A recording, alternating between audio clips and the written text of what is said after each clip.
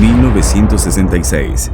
Las Fuerzas Armadas Revolucionarias de Colombia, dirigidas por Manuel Marulanda y Jacobo Arenas, preparan su primer golpe terrorista contra el ejército colombiano. Su objetivo, una patrulla de soldados adscritos al Batallón de Artillería número 9 Tenerife, en sitio conocido como El Carmen, en el Cañón de San Miguel, una zona selvática ubicada en área rural de Neiva, Huila. 15 militares perdieron la vida y comenzó así la época de terror de esta sanguinaria guerrilla.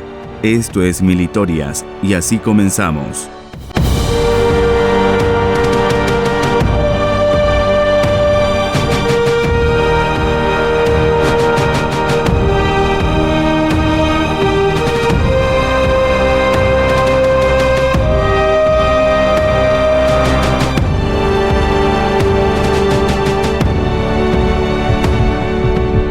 Tres meses antes, mayo de 1966, en la región de Marquetalia, en un punto no especificado, las FARC celebran su segunda conferencia en el que se definió un plan de expansión. Este se basaría en la acción de 6 destacamentos de guerrilla móvil, que abrirían operaciones a lo largo de las cordilleras central y oriental, mientras Ciro Trujillo y José Lozada marchaban a la zona cafetera. Tiro Fijo y Jacobo Arenas salieron con 50 insurgentes en busca de la cuadrilla de Januario Valero, quien actuaba en la región de Pasto. Allí las operaciones militares eran intensas y numerosos destacamentos de tropa efectuaban labores de contraguerrilla. Tras de varias jornadas de marcha, los guerrilleros de Tiro Fijo se ubicaron en la región comprendida entre San Antonio de Anaconia y Vega Larga, en inmediaciones Neiva. Tenían indicaciones de que Januario Valero se hallaba al sur de ese punto, cerca de Rivera, y por tanto buscaban la unión con esas fuerzas. Ahí son interceptados por una compañía de 80 soldados al mando capitán Fari Londoño Calle, adscrito al Batallón de Artillería número 9, Tenerife, de la 6ª Brigada del Ejército. Al percatarse de la presencia militar, los guerrilleros maniobran para evadirlos y de varias emboscadas frustradas, los guerrilleros lograron sacarle varias horas de ventaja a las tropas oficiales y se atrincheraron en el sitio conocido como El Carmen, en el Cañón de San Miguel, en una zona selvática ubicada entre Caguán y San Antonio de Anaconia, zona rural del municipio de Neiva, Huila. Así, en la mañana del viernes 19 de agosto de 1966, entre 20 y 50 guerrilleros ya habían tomado posiciones en 4 puntos, desde donde se dominaban todos los flancos del camino que llevaba al interior de la selva, lugar al que los militares suponían se habían replegado los insurgentes. Dirigiéndolos estaba el propio Tiro Fijo y Jacobo Arenas. A las 9:30 de la mañana, las tropas del ejército ingresaron al área preparada para la emboscada y se apostaron en un descampado, situado a 80 metros de las posiciones de vanguardia de los guerrilleros, quienes desde sus puestos bien escondidos en la selva los observaban, esperando el paso de la unidad militar. Tras hacer un alto en el camino, tomar sus alimentos y descansar en el terreno llano, sobre las 11 de la mañana, las tropas iniciaron el avance por el medio de una cañada que estaba encajonada entre unos potreros y algunas elevaciones de terreno. La columna se dividió en 2 destacamentos. Una quedó al mando del teniente Pineda y la otra del capitán Londoño. Con ello, los mandos de la compañía pretendían atrapar a los subversivos entre 2 fuerzas para luego aniquilarlos. La columna del capitán, que iba casi en la vanguardia, fue la primera en ser atacada, al caer bajo el fuego nutrido del grupo principal de la emboscada, que arremetió oculta en la selva. Entonces, desde los otros flancos, el resto de insurgentes abrió fuego. Desde sus posiciones ventajosas, la guerrilla batió con facilidad a los uniformados, causándoles fuertes pérdidas. En sus escritos, Jacobo Arenas dice: «Caían unos encima de los otros, eran gente brava para pelear, pero fue tanto el desconcierto que no sabían contra quién hacerlo. El capitán Londoño quiso contraatacar y pistola en mano trató de liderar la maniobra, pero fue rápidamente impactado y una segunda descarga impactó en su cabeza, derribándolo en tierra. El mando de la columna quedó en manos del subteniente José Antonio Rojas García, pero pronto este también cayó herido. La columna del teniente Pineda, que había maniobrado según el plan inicial, detuvo su marcha y acudió en auxilio de las tropas del capitán, que estaban expuestas a fuego intenso de armas largas. Trató de llegar hasta las posiciones del subteniente Rojas, pero el fuego enemigo lo impidió. Mientras tanto, en las posiciones de los atacados, un sargento se atrincheró en el borde del camino, entre el hueco de las raíces de un árbol derribado, y tomó el mando de las tropas, animándolas a resistir.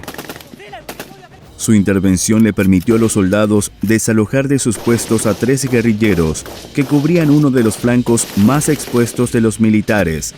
La acción del teniente Pineda, pese a haberse inmovilizado por el fuego enemigo, impidió que los guerrilleros aniquilaran a las tropas emboscadas y se apoderaran de su armamento. Después de 45 minutos de ataque, los bandoleros empezaron a retirar de la zona sin haber podido tomar ningún arma.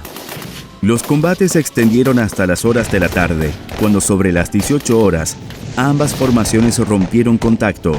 Del lado militar, sobrevivientes como el sargento que resistió en el hueco del árbol, relataron años después que la selva se tragaba los gritos y uno solo pensaba en no morir sin haber disparado el último cartucho.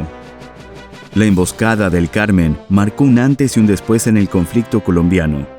Fue el primer gran enfrentamiento entre las FARC y el ejército, y el inicio de una guerra que se extendería por más de 5 décadas.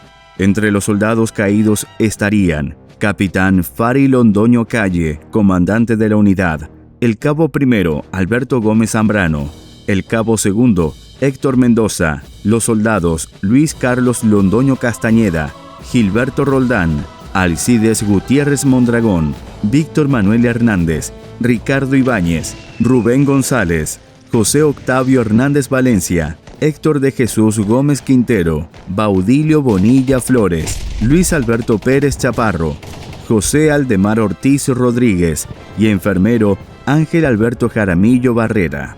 Tras el combate del 19 de agosto de 1966, la selva volvió a su silencio habitual, pero el país no. En Neiva, las radios locales comenzaron a emitir partes confusos. Enfrentamiento en zona rural, tropas emboscadas, se reportan bajas. La noticia se propagó con rapidez y para el mediodía del sábado 20, los titulares ya hablaban de una tragedia militar sin precedentes. En Bogotá, el presidente Carlos Lleras Restrepo convocó a su gabinete de seguridad, el coronel Alfonso Velázquez Masuera, comandante de la 6ª Brigada, fue llamado a rendir informe. Se ordenó una revisión urgente de las operaciones en Huila y se autorizó el despliegue de nuevas unidades de inteligencia y contraguerrilla. El parte oficial confirmó 15 muertos y 14 heridos. La emboscada fue calificada como una acción de guerra irregular de alta planificación y se reconoció públicamente que las FARC habían logrado una victoria táctica. Era la primera vez que el Estado admitía la capacidad operativa de la naciente organización insurgente. La emboscada del Carmen no solo fue un golpe táctico. Para las FARC significó la validación de su modelo de guerrilla móvil, definido en la segunda conferencia. Jacobo Arenas lo describiría años después como el bautismo de fuego de la nueva estrategia. Mientras que Manuel Marulanda, tiro fijo, consolidaba su liderazgo como jefe militar indiscutido. Por parte del ejército, el episodio reveló fallas en inteligencia, coordinación y conocimiento del terreno. El capitán Fari Londoño Calle, caído en combate, sería recordado como un oficial valiente, pero víctima de una operación que subestimó la capacidad de maniobra insurgente. Su nombre quedó inscrito en los registros del batallón Tenerife como símbolo de sacrificio. En los días siguientes, helicópteros UH-1B comenzaron a sobrevolar la zona, evacuando cuerpos y heridos, mientras comandos especiales rastreaban los senderos usados por los guerrilleros.